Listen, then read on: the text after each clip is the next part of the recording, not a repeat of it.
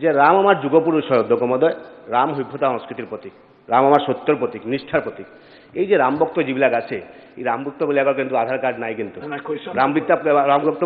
ৰামভক্তবিলাকে কিন্তু আজিৰ দিনত এইবিলাকৰ বঞ্চিত হৈ আছে। মুখ্যমন্ত্ৰী ডাঙৰীয়াক মই অনুৰোধ কৰিম যে কেতিয়া এই আধাৰ কাৰ্ডটো পাব, এইটো মই অনুৰোধ জনাইছোঁ। আৰু মাননীয় অধ্যক্ষ মহোদয়, ৰাম ভক্তসকলৰ কাৰণে চৰকাৰে কিবা কিবি কৰি আছে, সেই তাৰ ভিতৰতে আধাৰ কাৰ্ডো হৈ যাব, তেতিয়া যাতে আপোনাৰ ওচৰে পাজৰে বহি থকা মানুহখিনিয়ে ৰাম ভক্তক বিৰোধিতা নকৰে। গতিকে মই ইংগিততে কথাটো ক'লোঁ, আপুনি ইংগিততে বুজি লওক। সমস্যাটো হ'ল যে যেতিয়া ৰাম ভক্তৰ কাৰণে কিবা কিবি কৰা হ'ব সমস্যাটো সমাধানৰ কাৰণে, আপোনাৰ সোঁৱে আৰু বাৱে থকা মানুহখিনিয়ে আপত্তি আৰম্ভ কৰিব।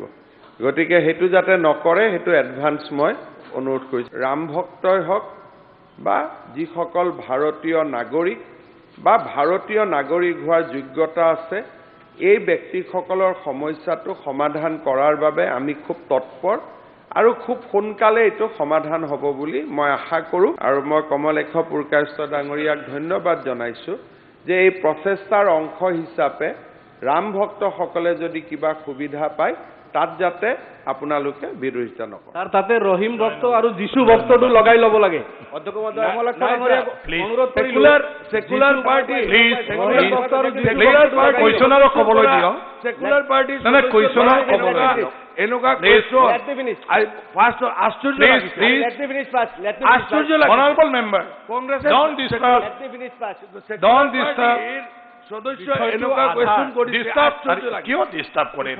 তেখেতৰ কথা কৈছে, মানে আপোনালোকে আৰে মেম্বাৰ অসমৰ প্লিজ 27 লাখ প্লিজ ইয়াত অকল ৰাম ভক্ত ৰহিম ভক্ত গুৰু ৰাম ভক্তৰ কথাই কৈছে, বেলেগৰ কথা কোৱা নাই। বহক, আৰে চব কথাত কিয় লাগি থাকে? বহকচোন please, please sit down, please sit down. ইয়াত সেকুলাৰ কোনো কুৱেশ্যন অহা নাই।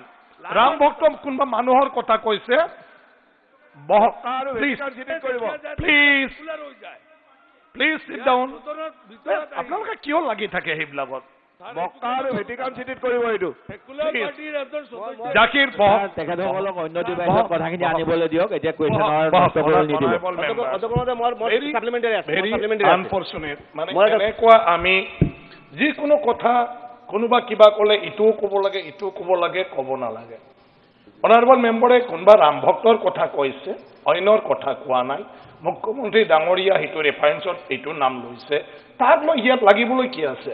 মুখ্যমন্ত্ৰীৰ মথাউৰি পকীকৰণ নিৰ্মাণ আঁচনিৰ অধীনত বিভিন্ন মথাউৰি অসমত পকীকৰণ কৰাৰ কাম চলি আছে, কিন্তু টোটেল মথাউৰি হ'ল অসমত প্ৰায় 8,000 কিলোমিটাৰতকৈও বেছি। আৰু সকলো বিধায়কে বিচাৰে, গতিকে অকণমান চবক দি আমি কামখিনি আগবঢ়াইছোঁ। ভৱিষ্যতে মোৰ মনত ইচ্ছা আছে যে ভাল প্ৰকল্প এটা যদি ৱৰ্ল্ড বেংক ADBৰ পৰা ল'ব পাৰোঁ, তেতিয়া একেলগে গোটেই কামবিলাক কৰি দিব পাৰিম। বৰ্তমান আমি পৰ্যায়ক্ৰমে অলপ কৰি যাব লাগিব। অহা বছৰো এই আঁচনিটো থাকিলে অহা বছৰ আৰু 4 কিলোমিটাৰ কৰিম, এনেকৈ কৰি যাম। কিন্তু মই নিজে ভাবোঁ যে এইটো এটা ভাল আঁচনি। কেইদিনমান আগতে মই ডিব্ৰুগড়তে গৈছিলোঁ। বগীবিলৰ পৰা মথাউৰিলৈকে এতিয়া মাথাউৰিৰ ওপৰেদি বগীবিলৰ পৰা মাজুলী আমি হাফ এন আৱাৰৰ পৰা 45 মিনিটছৰ ভিতৰত পাই যাব পৰা হৈছোঁ।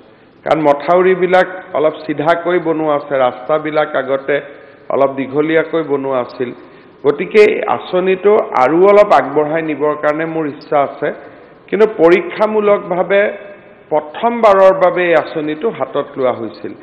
এবছৰ দুবছৰ চাই যদি মথাউৰিবোৰ ষ্টেবল হৈ থাকে, ৰাস্তাটোৱে কামত দিছে, তেতিয়া আমি ৱৰ্ল্ড বেংক বা ADBৰ পৰা ডাঙৰ আঁচনি এটা ল'ব পাৰোঁ। গতিকে এইটো চিন্তা আমাৰ চৰকাৰৰ বিবেচনাধীন হৈ আছে, কিন্তু বৰ্তমান পৰ্যায়ত আমি লাহে লাহে এনেকৈ বিধায়ক মহোদয়ক যি আমি পুঁজি পশ্চিম গোৱালপাৰা সমষ্টিৰ বাবে দিওঁ, তাৰ প্ৰায় 2 কিলোমিটাৰ 3 কিলোমিটাৰ এনেকৈ লাহে লাহে আমি কৰি যাব লাগিব। আৰু অহা বছৰলৈকে মই চাওঁ যদি ভাল প্ৰজেক্ট এটা আনিব পাৰি, তেতিয়াহ'লে আমি বহুতবোৰ মাথাউৰি ল'ব পাৰিম।